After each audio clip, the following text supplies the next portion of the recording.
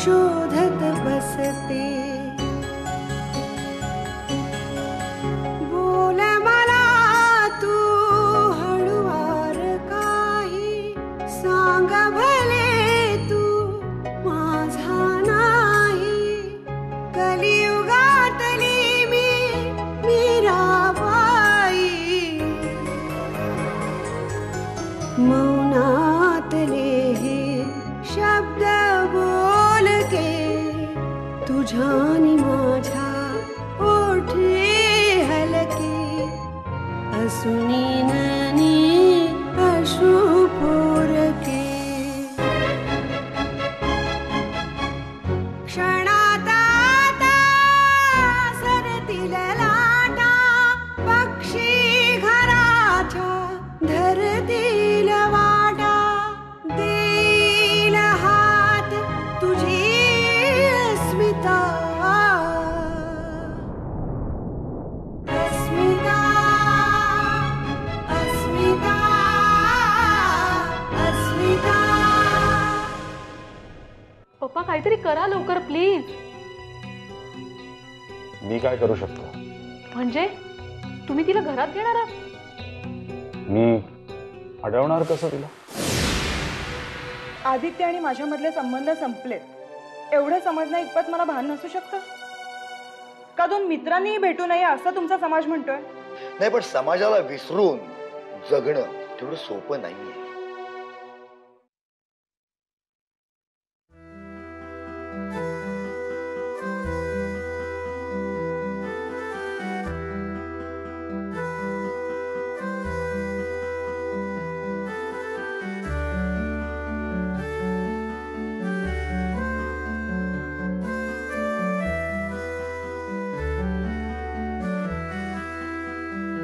हे काय? नेहमी बिझनेसच्या फाईल्सचा अभ्यास करताना जरा बायकोच्या मनाचा अभ्यास करा.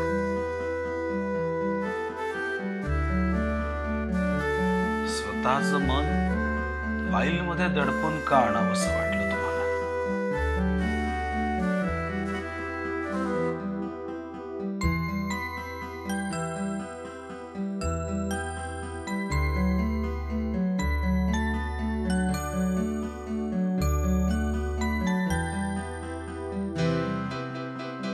ही आदित्यच्या लग्नाच्या तयारीची फाईल आहे.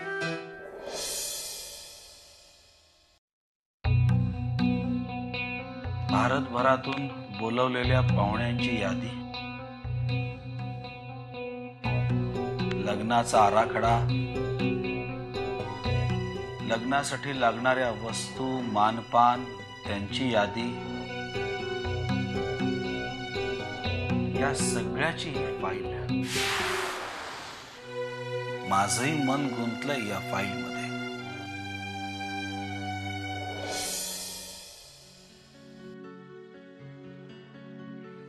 हरकत नाही,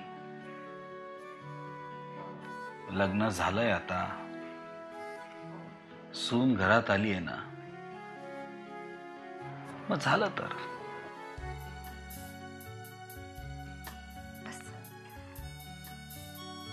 एवढाच विचार केलात बायकोच्या मनाचा का विषय टाळायला बघताय? मी केवढी स्वप्न पाहिली होती आदित्यच्या लग्नाची.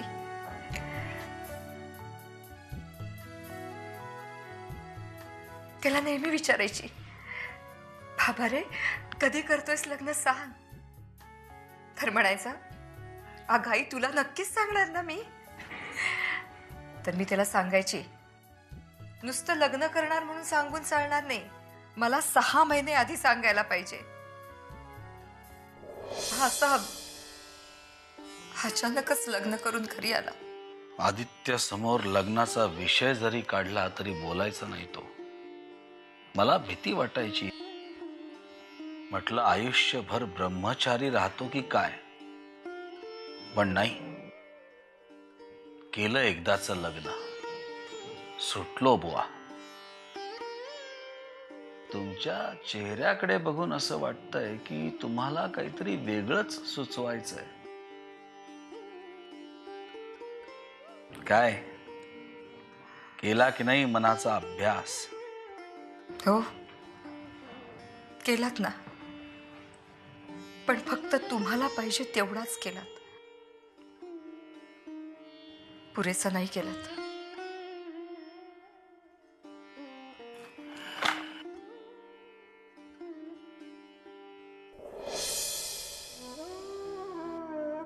चुकलो, हरलो, नापास झालो म्हणा हवं तर. मुलाच्या लग्नाच्या गडबडीत नाही करता आला तुमच्या मनाचा अभ्यास.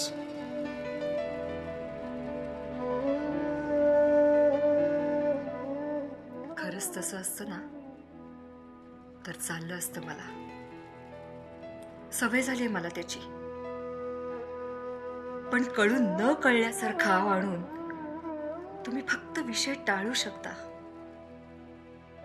परिणाम नाही टाळू शकत.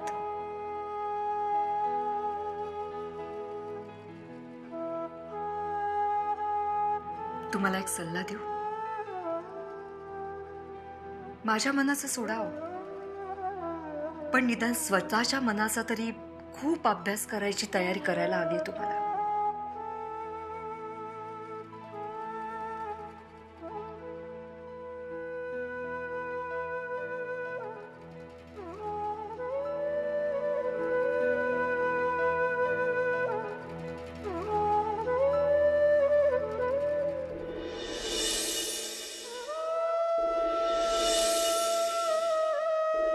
अजिंक्य, का केलंस असं? मान्य आहे मला, शब्दांनी कधीच सांगितलं नाही आपण एकमेकांना, पण डोळ्यात दिसलंच नाही का रे कधी माझ्या? का दिसलं पण मान्य नव्हतं तुला? आणि मग माझ्या डोळ्यात तुला जे दिसलं ते काय होतं? खरं तर आपल्या आई वडिलांनीच हे नातं ठरवून दिलं होतं, आणि ते सर्वांना मान्यच नव्हतं तर हवंसंही वाटत होतं. माझ्या मनात तर सुरुवातीला भीती असायची, पण एवढा आनंद व्हायचा तुला सांगू, अशी शंकाच मी कधी येऊ दिली नाही मला. तुला मी योग्य नाही का रे वाटले या नात्यासाठी? तू दुसऱ्या कोणावरही प्रेम केलं असतंस ना, पण तेजस्विनी जवळ अनोळखी, तरी तू का? काही प्रश्नांची उत्तरं मिळाली नाहीत ना तर मन आतल्या आत खात राहतं. असू दे, तू सुखी राहा, तिलाही सुखी कर, पण प्लीज माझ्याकडे दयेच्या भावनेने बघू नका, please. Asmita Asmita okay okay, thank you very much. हां ठीक आहे, तुम्ही या, उशीर झाला तरी चालेल. हो हो ओके. साहेब, लॉन मध्ये पार्टीची सगळी तयारी झाली. ठीक आहे, माणसाला लागली की मला बोलाव. जा. मला काय वाटतं, आपण रिसेप्शनची उगाच घाई केली. अहो ते काय नंतर करता आलं असतं ना. आता येणारी माणसं ना उगाच प्रश्नांचा पडीमार करते. मोजकीच माणसं बोलवलीत. पण मी तुला सांगतोय ना, आपण परत यायचंय. अरू असं आहे बघा, गडबड करू नका, पायऱ्यांवरनं पडशील. अरू सांभाळ, हळू. हे बघ, आपण आपल्याकडेच चाललोय. मी ते शांत चल अरू, मी तुला सांगतो, मी तुला गाडीत समजावून सांगतो. चल, हे बघ, आपल्याला यायचंय परत. चल, तू शहाणी आहेस का नाही? चल.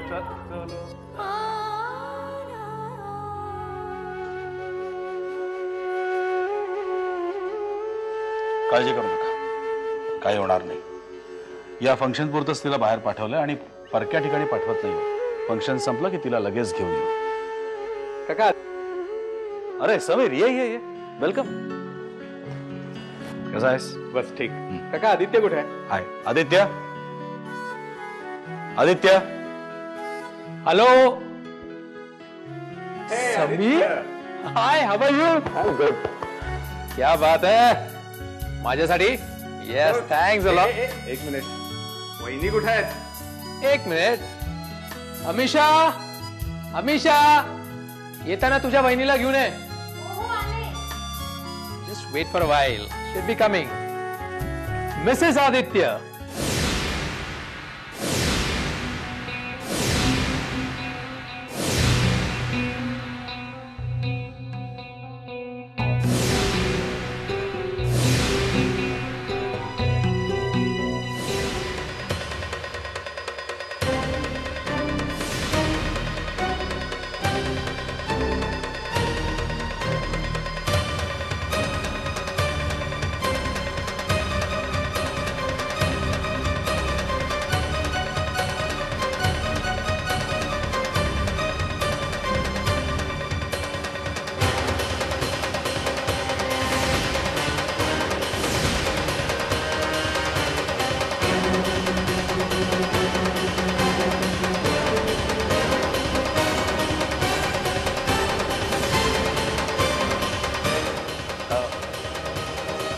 ओके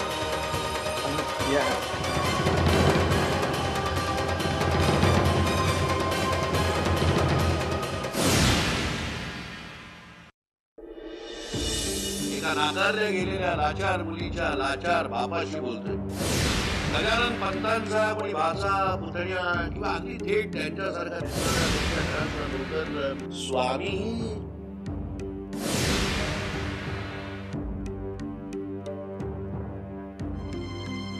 सोनाली, काय पप्पा? कुठं निघालीस? तुम्हाला माहिती आहे आदित्यच्या रिसेप्शनला. तिथं जाऊ नकोस. का? याआधी कधी अडवलं नाही ते? याचं कारण तुला ठाऊक आहे. चांगलंच, पण मला ते पटत नाहीये. बाय. एक मिनिट.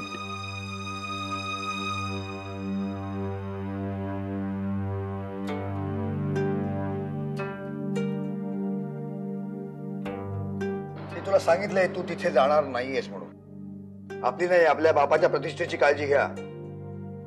वास्तव लोकांपासून लपवलं ना तर खोटी प्रतिष्ठा मिळते, पण स्वतःपासून लपवलं तर आत्मप्रतिष्ठा पण पणाला लागते. आता यातलं काय निवडायचंय ते तुम्ही ठरवायचंय पप्पा. हे बघ, मला तुझ्याशी वाद घालायचा नाहीये. का? उत्तर नाहीये द्यायला? सोनाली, मी आजपर्यंत तुझ्यावर कसलंही कधीही बंधन घातलेलं नाहीये. तशी गरजच भासू दिली नाहीये मी पप्पा. हो, पण आज ती भासते. पण का? कारण तिथं अपमान झालाय माझा आणि तुझा सुद्धा.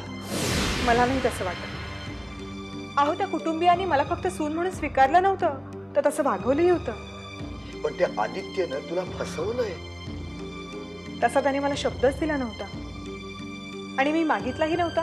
तुझं त्याच्यावर प्रेम आहे ही गोष्ट त्याला ठाऊक होती, आणि तरी सुद्धा.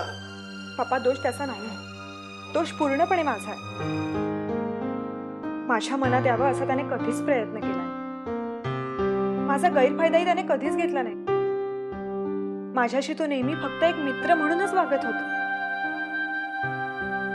आणि मला असं वाटतंय का मित्राच्या लग्नात जाणं यात काहीच वावगं नाहीये. पण तुम्हा दोघांचं लग्न ठरलं होतं हे तिथल्या प्रत्येक माणसाला ठाऊक आहे. आणि अचानक तुला तिथे बघून त्याला काय वाटेल? आणि सगळ्यात महत्वाचं म्हणजे तू माझा जरा विचार कर ना. एवढी प्रतिष्ठेची काळजी घेता, मग एक वकील म्हणून भरपूर प्रतिष्ठा मिळत असताना देखील जहागीरदारांच्या घरात माझं लग्न करून द्यायचं आणि त्यांचीही प्रतिष्ठा घ्यायची, असा लोभीपणा का करावा तुम्ही? तुम्हाला संकोच नाही वाटला? तू आगाऊपणा करू नकोस. आज तू माझं ऐकणार आहेस. कायद्यानं मी सज्ञाने पप्पा. तुमच्या प्रतिष्ठेच्या व्यापारात तुम्हाला सोयीचं पडत होतं तेव्हा तुम्ही मला जाऊ दिलं, आणि आता तुमच्या सोपकॉल प्रतिष्ठेला धक्का बसतोय तेव्हा तुम्ही मला अडवताय. दोन्ही वेळेला तुम्ही फक्त आणि फक्त तुमच्या प्रतिष्ठेचाच विचार केलात. नेहमीच करता. फक्त असं भासवता की तुम्ही माझ्यासाठी, माझ्या भल्यासाठी सगळं करताय. आज तुम्ही उघडे पडलात पप्पा. आता सांगा ना, माझ्या भल्यासाठी, माझ्या सुखासाठी तुमच्या नसलेल्या आज्ञा मी का पाळाव्यात? मला नाही गरज वाटत. तुमच्या सोकॉल प्रतिष्ठेला धक्का लागो अगर न लागो मला काहीच फरक पडत नाहीये. येते सोनाली, प्लीज. पप्पा,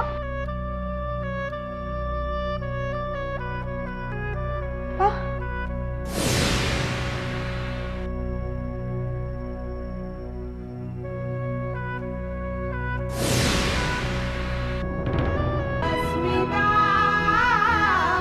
अस्मिता.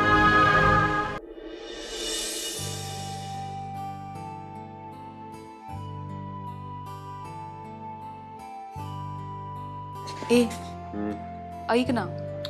बोल. ऐक ना. अगं बोल ना, मी ऐकतोय. मला ना तुझ्याशी काहीतरी बोलायचंय. अगं मग बोल वनिता, मी ऐकतोय तुझं. पण ही गोष्ट फक्त तुझ्यात आणि माझ्यात, लक्षात ठेव. बर.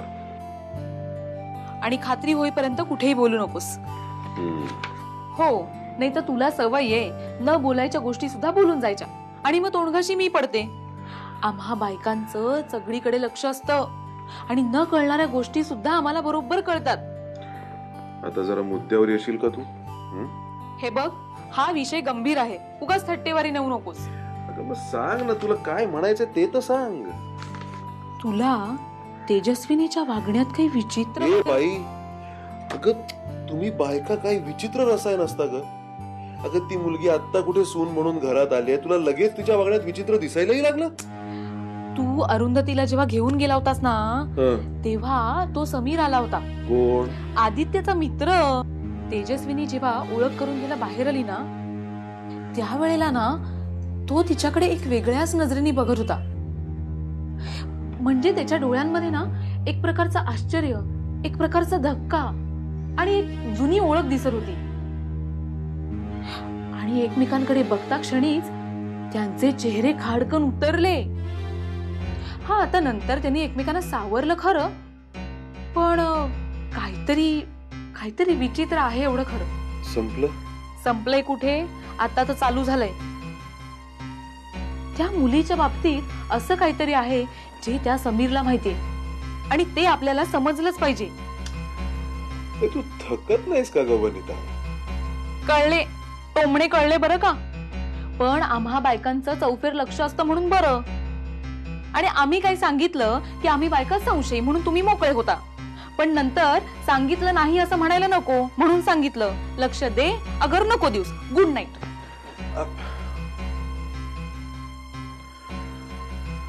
देवा परमेश्वरा.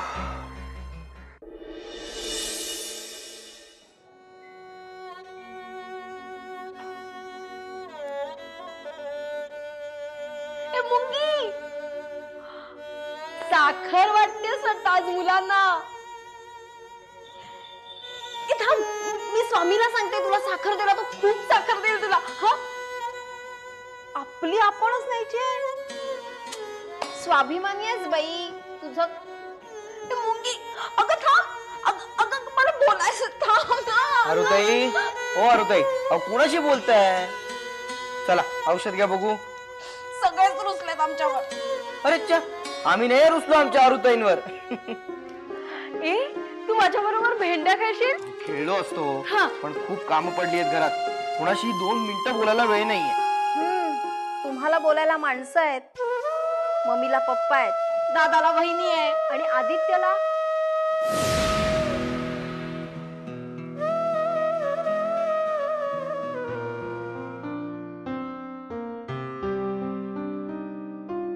अरुताई, ओ अरुताई,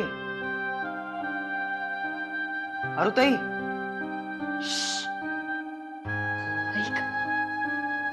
बघितलंस ते ढग बोलवत आहेत मला. म्हणतायत मला बोलायचंय तुझ्याशी. ते ढग. अरुताई, अरुताई तुम्ही आधी औषध घ्या बघू. चला तुम्ही औषध घ्या बघू. घेणार आहे मी औषध. कालच्या सारखं टाकून नाही देणार. कारण मला जगायचंय. या मुंग्यांसाठी, या ढगांसाठी, माझ्या मित्रांसाठी जगायचंय मला. दे. मग घ्या बघू औषध घ्या.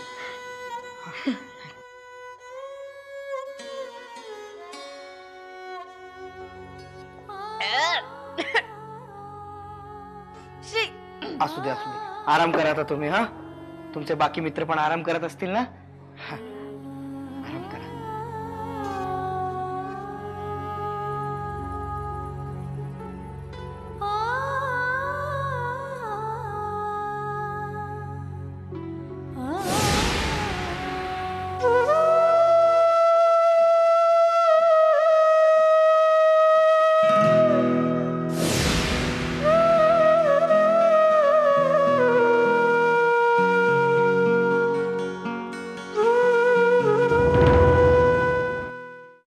जळता जळता एक ज्योती अंधाराला